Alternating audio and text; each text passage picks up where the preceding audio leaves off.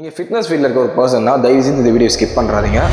Fitness இண்டஸ்ட்ரியில இருக்கிற 3 பெரிய மித்ஸை பிரேக் பண்றேன். அதுக்கு முன்னாடி இந்த மாதிரி யூஸ்ஃபுல்லான கண்டென்ட்ஸ் போடுற என்ன ஃபாலோ பண்ணிட்டு இந்த வீடியோவை டபுள் டாப் பண்ணிட்டு கண்டினியூ பண்ணுங்க. Myth 1, sweat is equal to fat loss. Sweat வந்து உங்க பாடியோட ஏசி மாதிரி.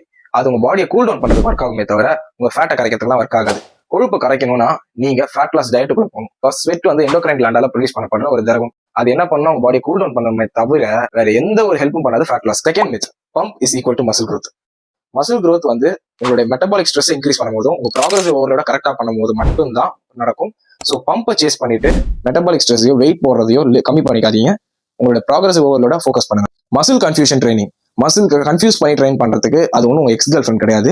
நீங்க வந்து ஒரு நல்ல ட்ரைனிங் பேட்டர்னுக்குள்ள போனோம்னா ஒரு ஹை இன்டென்சிட்டி ஹை ரெப்ரிஷன்ஸ் ஒரே ஒர்க் அவுட் போட்டா கூட உங்க ப்ராக்ரஸிவ் ஓவர்லோட உங்களோட இன்டென்சிட்டியும் ஜாஸ்தியா இருக்கான்னு பாத்துக்கோங்க. நார்மலாவே மசில் growth தானா நடக்கும். இந்த வீடியோ யூஸ்ஃபுல்லா இருந்துச்சுன்னு நினைச்சீங்கன்னா இந்த மித்ஸை நம்பிட்டு இருக்க 4 பேருக்கு இந்த வீடியோ ஷேர் பண்ணி விட்டுட்டு கமெண்ட் செக்ஷன்ல அவங்க பேரை டேக் பண்ணி விடுங்க.